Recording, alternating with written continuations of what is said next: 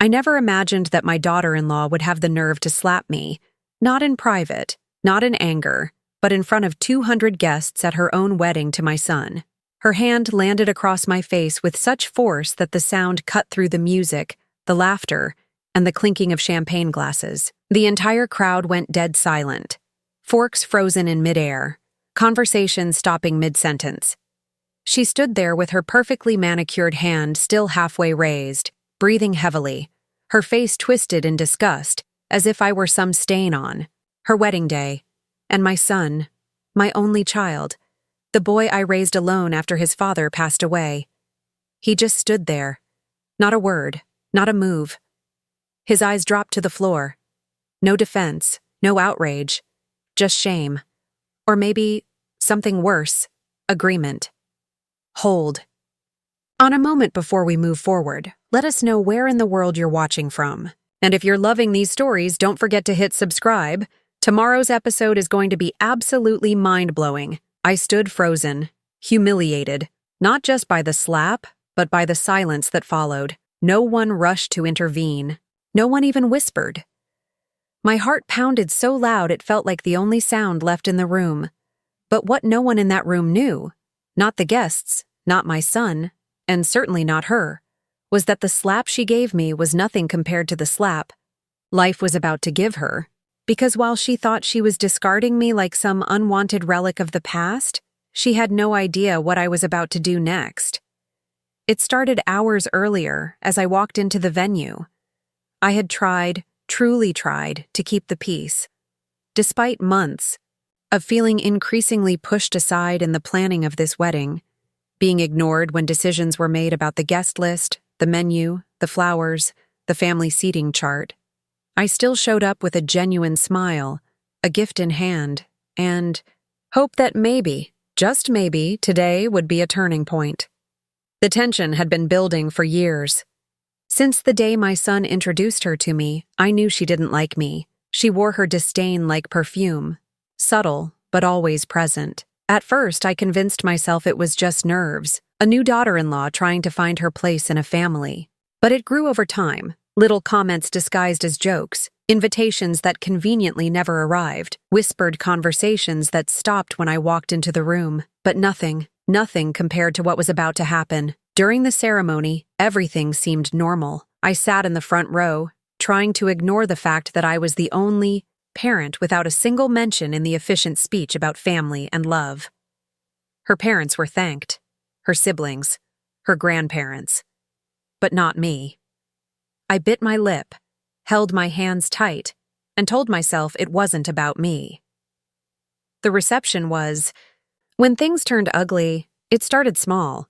Subtle glances between her and her bridesmaids as they passed me at the buffet table, the way they laughed when I accidentally dropped a napkin, the passive-aggressive remarks, loud enough for me to hear but soft enough for them to pretend they weren't directed at me. Some people don't know when to step aside, I heard one whisper. Yeah. Not everything has to be about them, another added, snickering. I kept my composure, sat at my assigned table, far from the head table, despite being the mother of the groom, and quietly sipped my water. I reminded myself, it's just one day. Just smile. Just get through it. Then came the microphone.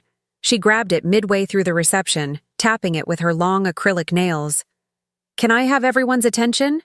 She smiled sweetly, her eyes scanning the crowd. But when her gaze landed on me, the smile sharpened. I want to take a moment to thank everyone who made this day possible. Applause followed. Her parents, her friends, the wedding planner, the florist, and, she continued, I guess we should thank... She paused, looking right at me. Some people who, well, let's just say, showed up. A few awkward laughs. A few people gasped. I felt my stomach twist. She walked over, right up to my table, holding the microphone. You know, she said, flipping her hair. Some people really don't know when their time is over. Some people think the world still revolves around them. But guess what? It doesn't. Then it happened. Her hand came up fast, no warning, no hesitation, and with the whole room watching, she slapped me. Hard. The sting on my cheek was nothing compared to the sting in my chest, and my son, my own flesh and blood, the man I raised with everything I had, stood there, silent, his jaw clenched, his eyes avoided mine. I stared at him, waiting, hoping, but nothing came. I slowly stood, adjusted my dress, looked her dead in the eye. "You're right," I said, my voice steady. "My time here is over." And I walked out.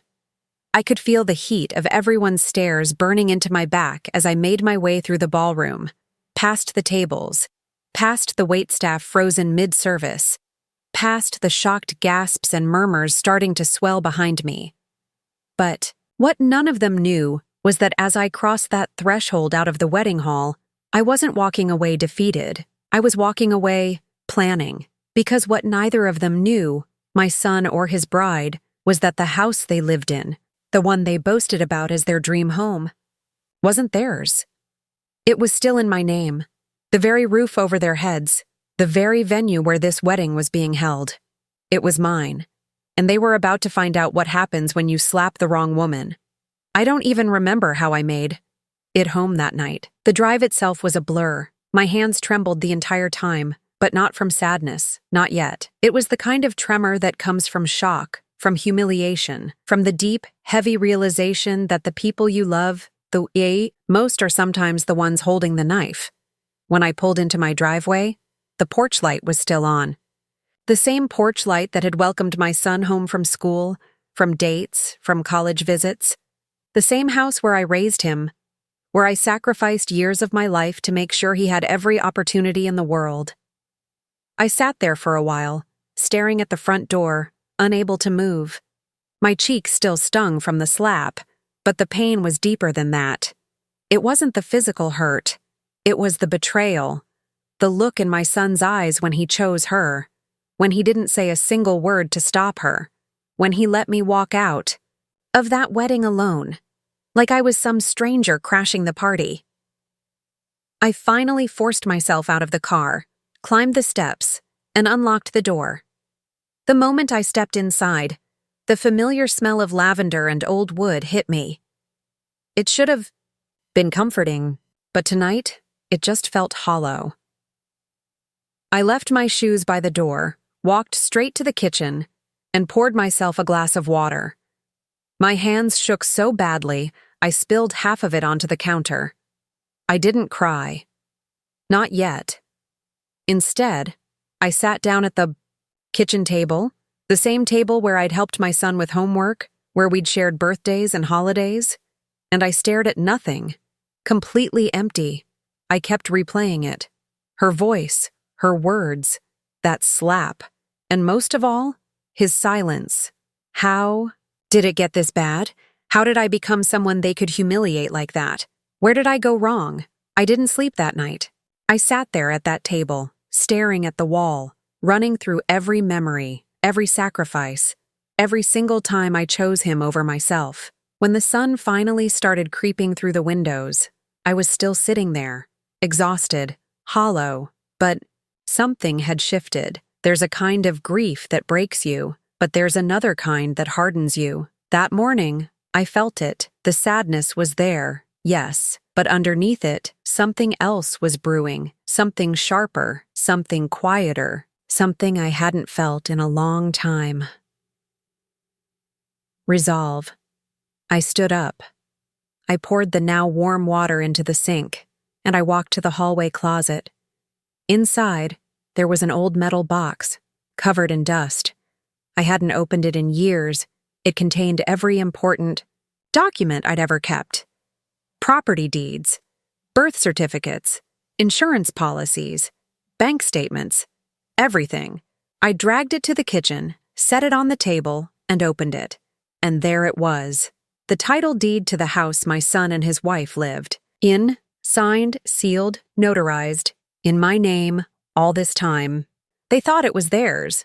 They thought because I let them live there, because I'd let them redecorate, renovate, call it their home, that it belonged to them. It didn't. It was mine. I flipped through more papers. My late husband had made sure of it. The house was transferred to me after his death.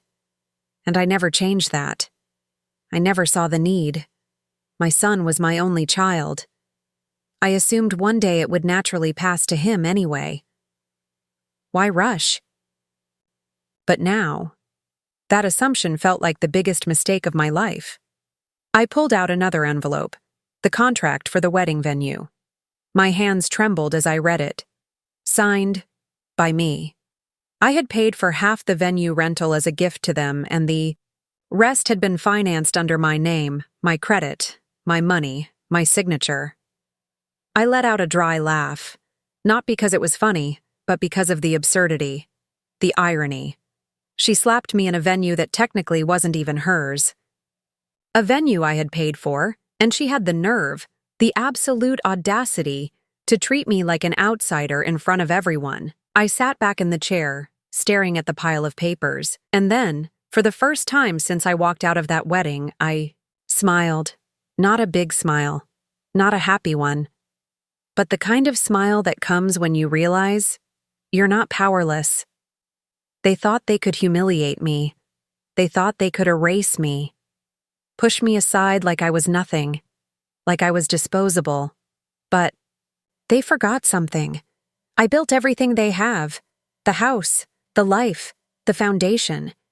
It was all me. And now they were going to find out exactly what that meant. But not yet. First, I needed to be smart.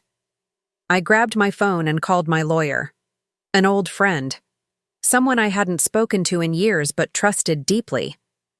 Lena? His voice sounded groggy. Everything okay? Not really, I said. I need to talk, today. He hesitated only a moment before responding. Come by the office. I've got a 2 p.m. free. Perfect. I hung up, grabbed the box of documents, and got dressed. For Naim, the first time in a long time, I didn't feel like a mother. I didn't feel like a victim. I felt like a woman who was finally ready to take back what was hers. At 2 p.m. sharp, I was sitting in Lena's office. She sat behind her desk, reading through the stack of documents I'd handed her. Her glasses slid halfway down her nose as she scanned page after page. After about 10 minutes, she set them down and looked at me. Well, she said, folding her hands. They screwed with the wrong person. A laugh escaped me. That's exactly what, I thought. She pointed at the house deed. This is rock solid. The property is yours, completely. They've got no legal claim to it unless you transferred ownership, and you didn't. I nodded. Correct. She flipped to the venue contract. And this? Technically, they owe you money. Your name's on the financing agreement. If payments aren't made, you're liable. I sat forward. I want the house back. Lena leaned back in her chair. You're serious? As serious as that slap was. She smirked. Okay, then here's what we do. For the next hour, she laid it out step by step. The legal process, the notices we'd send, the timelines, how we'd lock down the property, how we'd make sure they couldn't sell it, transfer it, or even take a loan against it. It wasn't about money. It wasn't even about the house. It was about the message. You don't get to treat me like that. You don't get to erase me from the family I built. As I walked out of her office, the weight in my chest was still there. The hurt hadn't gone away. The betrayal still stung. My son's silence, his choice to stand beside her instead of me, that would never stop hurting. But for the first time, I wasn't drowning in it. I was standing. Tall. And they were about to learn something they should have never forgotten. You never bite the hand that built the house you live in. The next morning, I woke up earlier than usual. I barely slept, but not because of sadness anymore. There was a different kind of energy coursing through me. The type that comes when something inside finally clicks, when you realize you don't have to keep swallowing your own dignity just to keep the peace. I made coffee and sat back down at the kitchen table, staring at the stack of documents Lena had helped me organize the day before. Every page was a reminder that I wasn't crazy, that I hadn't imagined my contributions, my sacrifices, or my worth. The evidence was right there, in black and white. I opened my laptop. I hadn't checked the family group chat since the wedding, half expecting it to be full of apologies, explanations, maybe even regret. I was wrong. When the messages loaded, the first thing I saw was from my daughter-in-law, Emily. 4.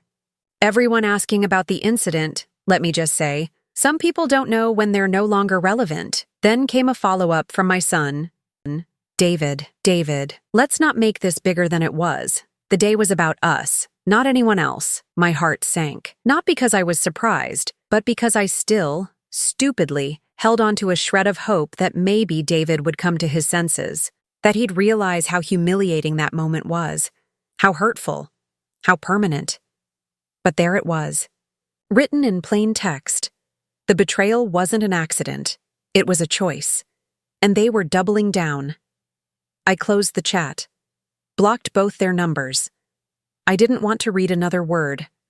Not now. I stood up, grabbed my keys, and headed straight to the county clerk's office. If there was more I needed to know, it was going to be there. I wasn't going to sit around waiting for answers to fall in my lap. The clerk at the property office was a middle-aged man named Carl. He had worked there for years. I remembered seeing him once when I filed paperwork after my husband passed. His eyes lit up with recognition when I walked in. "Well, if it isn't Mrs. Collins," he smiled. "What can I help you with today?" I forced a polite smile. "Carl, I need to pull property records. Specifically for the house at 418 Maple Drive," he typed quickly. "Yours, right?" "For now," I said, folding my arms. His brow raised, but he didn't ask. Just printed out the current ownership file and slid it across the counter. Still, "In your name, as always. No liens, no transfers, no pending transactions." I nodded. "Good. And, could you check if there's anything attached to the property? Loans, lines of credit, anything that's been filed in the last year?" He clicked through several screens, then frowned. "Well, you'll want to look at this." He turned the monitor slightly, and my stomach dropped. There, clear as day, was a pending loan application. Under the collateral section, it listed my house. Filed under David Collins and Emily Collins. My hands clenched the counter so hard, my fingers hurt. "They tried to take out a loan against my house?" Carl nodded, his mouth pressed into a tight line. "It hasn't been processed. The bank requested a copy of the deed, and obviously it flagged that they don't own it. That's why it's sitting in limbo." Did they know? Oh, I'm sure they know now. The bank would have contacted them when the paperwork didn't match. A cold wave ran through me. They weren't just ungrateful. They weren't just cruel. They were thieves, trying to leverage something that wasn't even theirs. I left the office with copies of everything. Loan application forms, the rejection notice from the bank, property records. I sat in my car for a few minutes, my hands shaking, not from fear, but from the realization of how far they were willing to go. It wasn't just a slap. It wasn't just humiliation. It was theft. It was manipulation. It was a complete betrayal. And suddenly, every little moment from the past few years started making sense. The way David always insisted on handling the bills for the house. The way Emily had casually mentioned a few months ago that they were thinking about starting a new business, without explaining where the money would come from. The subtle pressure when David asked me if I'd thought about signing the house over to them, just to simplify things legally. At the time, I brushed it off, told him there was no rush, that I'd handle it when I was ready. Thank God I did. On the way home, I called Lena. She picked up on the first ring. "Tell me, they tried to take out a loan on the house," I said, my voice flat. Silence. Then, "You've got to be kidding me." "Nope, I've got the paperwork." "Good," she said. "That's exactly what we needed. This isn't just petty family drama anymore. This is legal fraud. Attempted, yes, but fraud nonetheless. I swallowed. What do we do? First, we file a cease and desist. Then, we prepare to initiate an eviction process. If they refuse to leave voluntarily, we'll go through the courts. But with this loan attempt on file, judges don't look kindly on that. Trust me. I closed my eyes. Evict my own son. Her tone softened. I know it sounds harsh, but ask yourself, if they're willing to do this now, what happens if you don't? I didn't answer, because I already knew the answer. That evening, after Lena filed the first round of paperwork, I sat on my porch, watching the sun dip behind the trees. The same trees that David used to climb as a boy. The same yard where we played catch. Where he rode his bike in circles while I clapped and cheered him on. It should have broken me. But it didn't, because I realized something else sitting there.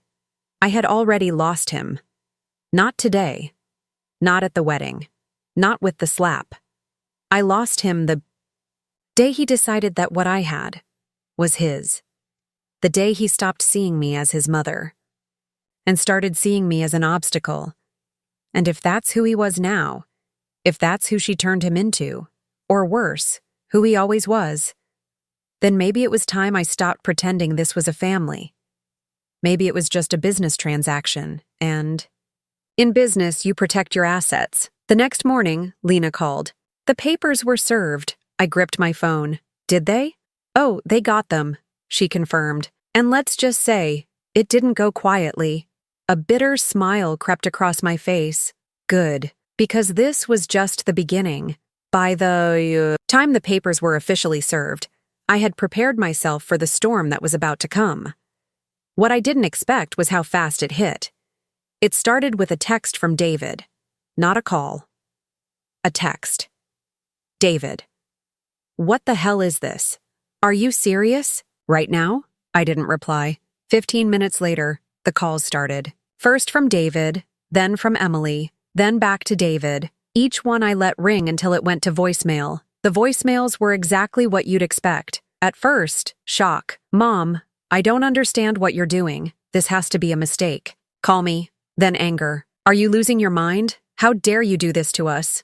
After everything we've done for you? Then guilt tripping. You're going to tear this family apart over what? Some misunderstanding? And finally, desperation. Please, just talk to me. We can figure this out. But there was nothing left to figure out. I had figured it all out already.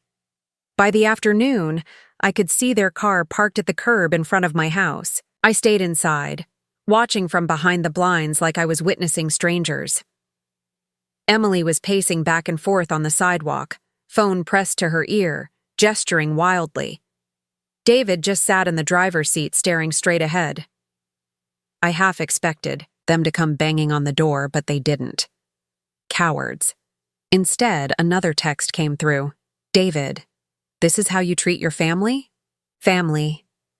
Funny how that word only seems to matter to people when they need something from you. The next day, Lena called. They've lawyered up. Of course they have, I said, rolling my eyes. She continued. But it's weak. Their attorneys already reached out. He knows the loan attempt puts them in a terrible position. His exact words were, and I quote, "My clients are hoping we can resolve this amicably." I let out a dry laugh. Now they want amicable. Yep, now they want amicable. What are our options? I asked. Well, Lena said, tapping her pen against the phone speaker, we proceed with the eviction. But if you're open to it, we can offer a settlement. Basically, give them a timeline to vacate and maybe avoid dragging this through court. It would be faster. I didn't respond right away. Part of me wanted to go through the court, to make it public, to make it painful, to let everyone see who they really were. But the other part of me, the smarter part, knew that wasn't necessary. I didn't need revenge, I just needed them gone. How fast? I asked. If they agree, 30 days, maybe less. Fine, I said. Draw it up. The offer was sent by the end of the day. 30 days to vacate. No further legal action as long as they left the property in good condition. No payments, no negotiations. Just, get out. I didn't hear anything for 2 days. And then, one afternoon, there was a knock at my door. I opened it to find David standing there alone. He looked small, not physically. He was still the same man I had raised. Same height, same frame, same face. But something about him was diminished. His shoulders sagged. His eyes were tired. He wasn't the confident, arrogant man from the wedding. He wasn't the son who had let his wife slap me without saying a word. He was just a man who realized he was out of moves. "Mom," he started. I didn't say anything, just crossed my arms. He rubbed the back of his neck. Can we talk?" I stepped aside, letting him in. Not because I owed him anything, but because I wanted to hear what he had to say. We sat at the kitchen table, the same table where we used to do his homework when he was 8, where we ate pancakes every Sunday when he was 10, where I sat alone the night after his wedding, wondering how everything had gone so wrong. He started, then stopped. His fingers tapped the table. I don't even know where to start. "Try the beginning," I said flatly. He sighed. "Look, I never meant for it to get this bad." I raised an eyebrow. "You didn't mean for it to get this bad?" He shifted. "Okay, yes, the loan thing, that was stupid, but we thought." He trailed off, realizing how bad it sounded even as he said it. "You thought what?" I pressed. He swallowed. "We thought it was basically ours. I mean, we've lived there for years. We've put money into renovations. We thought you'd eventually sign it over. It just made sense." I stared at him. "You thought it was yours. Because you live in it?" He didn't answer. "And did you think to ask? Did you think to have a conversation? Or was it just easier to assume? Easier to take?" He rubbed his face. "I don't know. Emily, she said it was just paperwork. That you wouldn't mind." I slammed my hand on the table. "Not hard, but loud enough to make him jump," Emily said. His head snapped up. "Everything since you married her has been about what Emily says, what Emily wants, what Emily thinks. And you just follow along like a puppy." His face flushed. "That's not fair." "Oh, it's not?" I shot back. "She slapped me, in front of everyone. You stood there. You didn't say a word. You didn't even flinch. And now you're here because suddenly, the roof over your head isn't as secure as you thought." He gritted his teeth. "Mom, come on. Don't mom me." Silence hung heavy between us. Finally, he let out a long sigh. "Look, I get it, okay? I get it. We messed up. We crossed a line. But can we just figure this out? Please." I shook my head. "There's nothing to figure out. You have 30 days. That's already more generous than you deserve. Please," he whispered, his voice cracking. "Mom, we don't have anywhere to go." I stared at him, and for a brief moment, I almost felt it, that instinct, that motherly urge to fix it, to protect him, to make it right. But it passed. Because the woman sitting at this table wasn't the same one who raised him. She was someone who had finally learned that being a mother doesn't mean being a doormat. "You should have thought about that before. You let her slap me," I said quietly. His shoulders collapsed. He nodded slowly, stood up, and walked toward the door. He paused, hand on the knob. I really didn't think it would end like this." I looked him dead in the eyes. "Neither did I." The next few weeks were quieter than I expected. No more texts, no more calls, no more begging, just silence. And then, slowly, the signs started. A moving truck parked outside their house, boxes stacked by the curb, furniture being carried out. I watched, from a distance, not because I was spying, but because After everything, I needed to see it. I needed to know it was real. By the end of the month, they were gone. Just gone. No goodbye, no apology, nothing. And standing there, looking at that now empty house, I realized something else. I didn't feel sad. I didn't feel victorious. I just felt free. It had been exactly 4 days since they moved out. 4 days since the last box disappeared from that driveway. 4 days since silence took over the house that once held all their noise, their chaos, their entitlement. I stood in front of that house the morning after they left. The house I built, the house I paid for.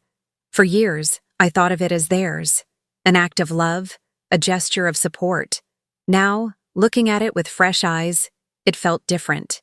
It no longer felt like something I gave away. It felt like something I reclaimed. But the peace didn't last long. That afternoon, my phone buzzed. A number I didn't recognize. I didn't need to recognize it. I knew exactly who it was. I let it go to voicemail. 2 minutes later, a text. Emily, we need to talk. Open the door. I looked out the window, and there they were. Emily standing by the curb, arms crossed, sunglasses on. David next to her, looking tired, looking angry, looking lost. I sighed. Part of me considered ignoring them, but no, not this time. I wasn't hiding. I wasn't afraid of them. Not anymore. I opened the door and stepped outside. Neither of them smiled. No fake pleasantries. Just tension, thick, heavy. Suffocating. Emily was the first to speak. This is ridiculous, she snapped, adjusting her sunglasses. Completely ridiculous. I folded my arms. You've said that before, at the wedding, if I remember correctly. Her nostrils flared. You humiliated us. I laughed, sharp, dry, without humor. I humiliated you? You slapped me, in front of 200 people, in front of my own son. And you think I humiliated you? She opened her mouth, but David cut in. Mom, please. Let's just talk. I raised an eyebrow. Talk? Now you want to talk? David took a deep breath. We made mistakes, okay? A lot of them. But you didn't have to go this far. I stared at him. Didn't have to? Really? You tried to steal my house. You tried to take out a loan against it. You stood by while your wife slapped me like I was garbage, and I didn't have to go this far? David looked down. Silent. Emily jumped in, her voice sharp, full of that same arrogance she always carried. Look, we get it. You made your point. You showed everyone you're still in control. Congratulations. But what now? You gonna sit in that house by yourself and pretend you won? I let the words hang there for a second. Then I stepped back inside, grabbed a folder from the table, and came back out. I handed it to David. What's this? He asked. Open it. He flipped it open. His eyes scanned the papers. Emily leaned in to look too. This is the deed, he mumbled. Correct. And the transfer. His voice trailed off as he realized what he was reading. Emily yanked it out of his hands, scanning the page. Wait, this says, you're selling it? Correct again. She blinked. To who? To no one you know, I said calmly. Buyer made an offer yesterday. Cash. Above asking price. David's mouth opened, but no words came. Emily recovered faster. You can't be serious. Oh, I am. She shook her head. You're doing this just to spite us. I shook mine. Right back. No, I'm doing this because I'm done. Done letting people live in a house they think they're entitled to. Done pretending any of this was ever appreciated. Done sacrificing for people who see me as nothing more than an ATM. David finally found his voice. Where are you going? To go? Does it matter? I shot back. It's none of your business. He blinked. It's our family home. No, I said firmly. It's my home. Always was. And now? It's just a house. A house I no longer want attached. To your memories, Emily scoffed. So you're running. I stared at her, dead in the eyes. No, I'm clearing out the trash. Her face went pale. You're unbelievable. I didn't flinch. No, Emily, you are. You married into this family and decided from day one that I was a problem to solve, an obstacle, an inconvenience. You manipulated him. You disrespected me. And when you thought you were untouchable, you showed your true face, in front of everyone. Her lips trembled, but I didn't stop. And you, David, I turned to him. I raised you better than this. Or maybe I didn't. Maybe I raised you to believe that love means sacrifice, that love means giving until you're empty, and you learned the wrong lesson. Mom, he whispered, his voice barely audible. No, don't. You made your choices. You stood there and let it happen. You let her do it. You let her slap me. You let her laugh at me. You said nothing, not one word. He wiped his face, suddenly unable to look at me. I didn't think it would end like this. I crossed my arms. Neither did I. Emily broke the silence with a sneer. You know what? Fine. Sell it. See if we care. We're better off. Without you. I smiled. Good. I'm glad we agree. She turned on her heel, stomping toward the car. Let's go, David. David hesitated. His eyes flicked between me and her. Something in his face cracked, just for a moment. That little boy I raised, the one who used to hug me after bad dreams, he was still in there somewhere. But he was buried under years of selfishness, pride, and bad choices. He whispered, I'm sorry. I didn't say anything, because I didn't know if I believed it, or if it even mattered anymore. He followed her to the car.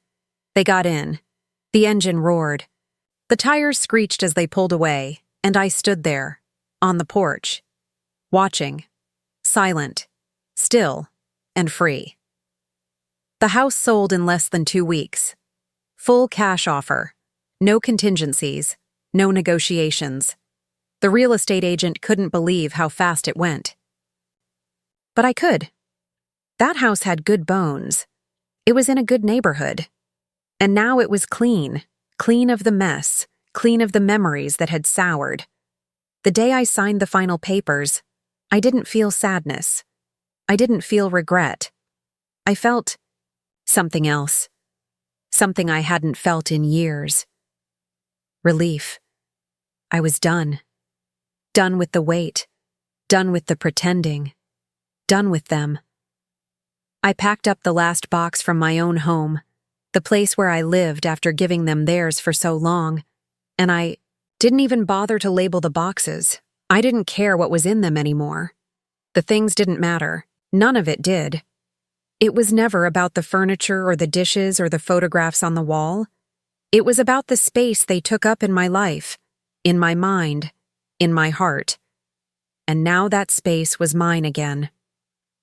The moving truck pulled away around noon. I stood there on the empty porch, looking at the house one last time, the house where I raised David, where I worked overtime to make sure he had what other kids had, where I stayed up late sewing Halloween costumes, where I sat alone after his father died, wondering how I was going to make it, and where I let him, years later, treat me like a guest in the life I built for him, but not anymore. I locked the door behind me. For the last time, I didn't go far. I didn't run away. I didn't need to.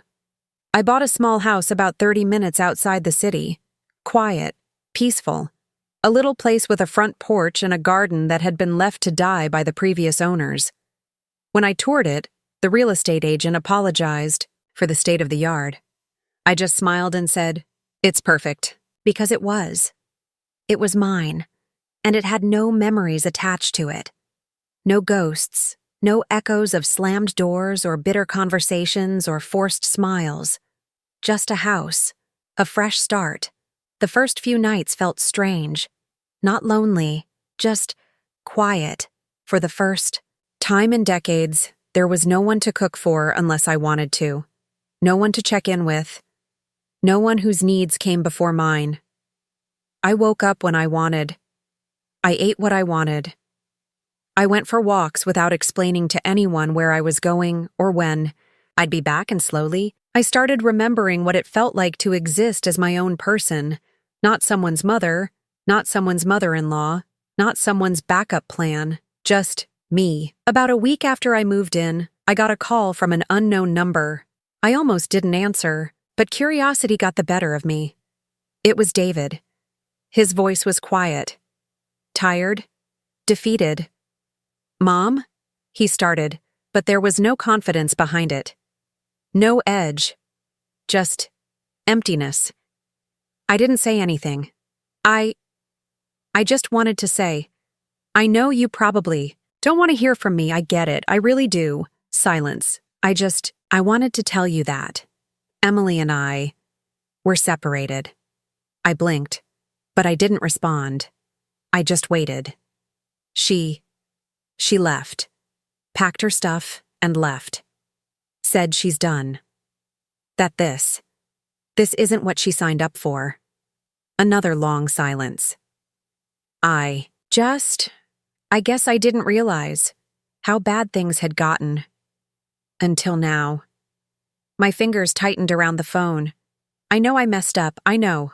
I let her turn me into someone I'm not. He paused, his breath shaky.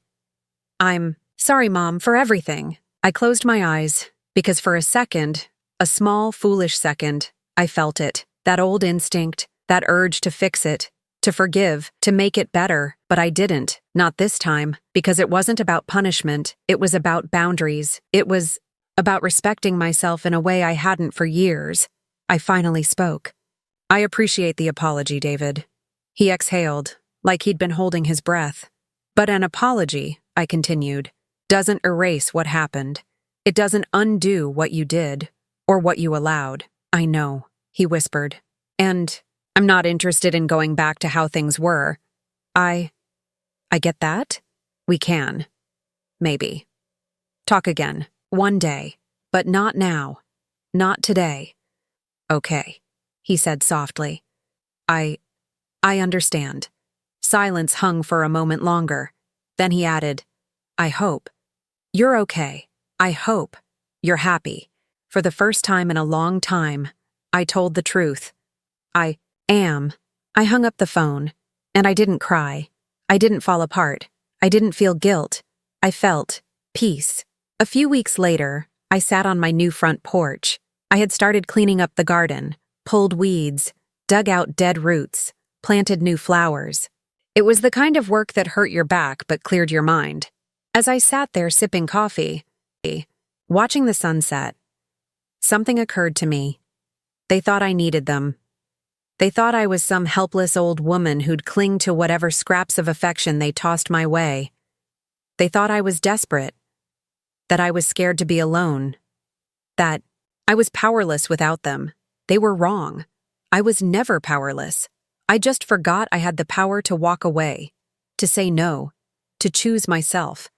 And the funniest part of it all? When I finally stopped trying to be needed, when I finally let go of being their safety net, I realized something that had been true all along. I never needed them.